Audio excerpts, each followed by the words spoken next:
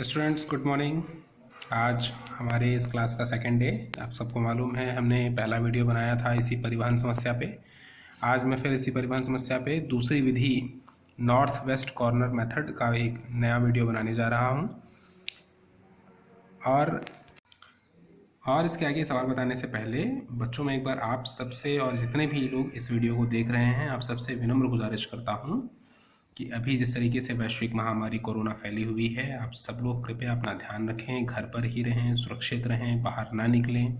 अगर कोई विशेष परिस्थिति में निकलना भी पड़े तो आप प्रॉपर सरकार द्वारा बनाए गए सभी नियमों का विशेषतः पालन करें। धन्यवाद। आइए आज के इस सेकंड वीडियो के दूसरे मेथड पर चलते हैं। आप सबको दिख रहा है, एक नीचे क्वेश्चन है, सवाल नंबर पहला, जिसे लिखा हुआ है निम्नलिखित परिवहन समस्या को नॉर्थ वेस्ट कॉर्नर विधि से हल कीजिए। इसमें मंजिलें हैं, 4 मंजिल दिखाई गई है, D1, D2, D3, D4 और नीचे इसमें स्रोत दिखाए गए हुए हैं O1, O2, O3। इन मेथड्स को यहाँ पर हमको नॉर्थ वेस्ट कॉर्नर विधि से इस परिवहन समस्या का हल निकालना है। चलिए बच्चों, जैसा कि आप सबको मैंने पहले भी बताया था कि सॉल्व अगर करना है, मैं सॉल्व करूँगा तो उसमें ज़्यादा वक्त लगेगा, इसलिए ऑलरेडी मैंने इस पेज पर सॉल्व कर लिया है। इस पर मैं आपको समझाने की पूरी कोशिश करता हूँ। आइए देखते हैं। जैसा कि आप देख रहे हैं नॉर्थ वेस्ट कॉर्नर मेथड। इस मेथड में होता ये है, आपको ये समझना है, जैसा कि आप सब सामान्य तौर पे जानते हैं, ऊपर होता है नॉर्थ, नीचे साउथ, इधर होता है ईस्ट और यहाँ पर होता है वेस्ट। हमको सिर्फ नॉर्थ और वेस्ट को ही ध्यान रखना है और इन दोनों के कॉर्नर की वैल्यूज को ऑलवेज हमको पकड़ना है। चलिए, ये क्वेश्चन है, मैंने पहले भी क्वेश्चन आपको दिखा दिया था। ये रहा आपका सवाल, एक बार फिर से देख लीजिए। और अब ये रहे, हम स्टार्ट करते हैं सॉल्यूशन। सबसे पहले टेबल 1 मैंने वैसे ही उतारा हुआ है, कल के जैसे सेम क्वेश्चन है, कोई दिक्कत नहीं है। पूर्ति और मांग सभी का योग 35 आ रहा है, सवाल बिल्कुल सही है। आगे बढ़ते हैं। सबसे पहले आगे चलते हैं, मैंने बताया था ब्रैकेट के अंदर की चीज़ों को ध्यान में रखना होता है, हम यहाँ फिर से ध्यान में रखेंगे। कल चूंकि न्यूनतम लागत विधि थी, हम सबसे छोटी लागत को चुनते थे, लेकिन यहाँ पर चूंकि आज नॉर्थ वेस्ट कॉर्नर मेथड है, इसलिए नॉर्थ यानी कि ऊपर की तरफ और वेस्ट यानी कि इधर, इन दोनों पे कॉर्नर पे जो वैल्यू आ रही है वो है यहाँ पर 6।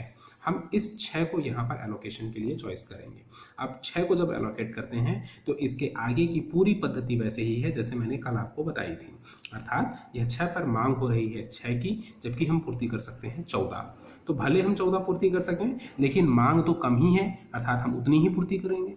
तो हम 6 की मांग यहाँ पूरी कर रहे हैं, मांग पूरी 0 हो जाती है, और जब 6 की मांग पूरी करते हैं तो 14 में से 6 घटा करके इधर बच जाता है 8।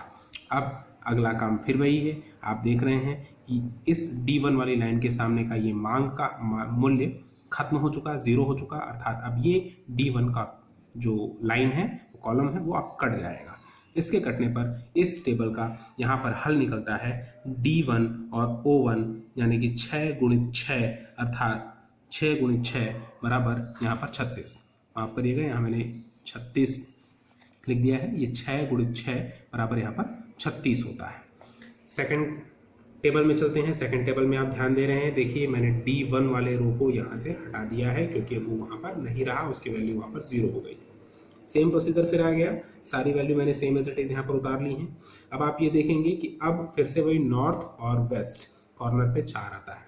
4 पे मांग 10 की है, जबकि दे हम 8 ही सकते हैं, तो हम 8 ही देंगे। 8 हमने दिया, ये हो गया 0, और 8 देने के बाद मांग हमारी बच गई 10 माइनस 8 बराबर 2। इस तरीके से यहाँ पर करने के बाद ये 0 हुआ, तो इसके सामने का ये कॉलम अब कैंसिल हो जाएगा और इस वाले हल का हल निकलेगा कहाँ पर है, ये देखिए D2 और O1 पे। क्या है, D2 O1 पर 4 गुणित 8 बराबर 32। अगले कॉलम पे चलते हैं। अगला टेबल 3 है। टेबल 3 में हम देख रहे हैं कि ये वाली चीज़ कट चुकी थी, अर्थात O1 देखिए यहाँ पर मैंने गायब कर दिया, उसकी सारी वैल्यू कट गई। मैंने बची हुई वैल्यूज को यहाँ पर सेम एज इट इज उतार लिया। अब फिर से वापस देखिए, कॉर्नर नॉर्थ वेस्ट कॉर्नर पे आ रहा है 9 पे फिर से डिमांड है कितने की, 2 की, क्योंकि यहाँ 10 के कटने के बाद 2 ही बचा था, इसलिए 2 की डिमांड यहाँ पर है। 9 पे 2 की डिमांड है, जबकि फुलफिल कर सकते हैं, पूर्ति कर सकते हैं 16, तो अब इसी बात है हम 2 ही देंगे। 2 देने पर ये 0 हो जाता है और यहाँ से 2 कटने पर ये 14 बचता है। यहाँ हल होगा D2O2, 9 दूनी 18। ठीक है, इसके बाद अब ये टेबल में क्या हो जाता है, जब ये 0 होता है तो D2 कटा, D2 कटने के बाद अगला टेबल बनेगा ये। देखिए यहाँ पर D2 नहीं है। फिर वापस पुनः वही नॉर्थ वेस्ट कॉर्नर पे आ रहा है 2, डिमांड है 15 की, जबकि दे सकते हैं 14, तो हम 14 ही देंगे। मैंने 14 दिया और 14 देने के बाद अब यहाँ पर ये 14 हो गया 0 और 15 में से 14 देने के बाद अब ये बचा कितना 1। अर्थ कितना होगा D3 और O2 पर, D3 O2 पर देखिए 14 गुणे 2 बराबर हो जाता है 28 और यहाँ पर चूंकि ये मान टोटल 0 हुआ इसलिए अब ये लाइन कटेगी O2 कट गई। नेक्स्ट टाइम देखिए O2 नहीं उतारा गया, सिर्फ O3 है। उसके बाद टेबल नंबर 5 में मैंने उतारने के बाद फिर देखिए अब यहाँ कॉर्नर जैसा तो कुछ लग नहीं रहा है। चलिए हम इसी को पकड़ लेते हैं। अगर 6 को लेते हैं तो यहाँ पर 1 की मांग है, जबकि था हमारे पास 5, हम 1 देंगे। 1 देने के बाद ये कट जाता है पूरा, ठीक। और जब ये कट के 0 हो जाता है, ठीक, तो 0 होने के बाद में अब यहाँ पर क्या बचेगा, 5 में से 1 देने के बाद 4 बचेगा। लास्ट वैल्यू 2 ही रहेगी, इसमें तो कोई कॉर्नर ही नहीं हुआ। आप इसको 4 मांग रहा है, 4 ही दे सकते हैं और 4 देने के बाद में यह भी 0 हो जाता है और यह भी। बच्चों एक बात ध्यान यहाँ पर ये रखेंगे विशेषता कि अंतिम टेबल पे आपकी ऐसी स्थिति उत्पन्न होनी ही चाहिए कि अंतिम वैल्यू को काटते समय आपकी मांग और आपकी पूर्ति दोनों की दोनों अपने आप 0 हो जाए। अगर 0 हो रही है अर्थात आप सही बना रहे हैं, अगर 0 नहीं हो रही है मतलब कहीं ना कहीं किसी प्रकार से आपने कोई त्रुटि कर दी है।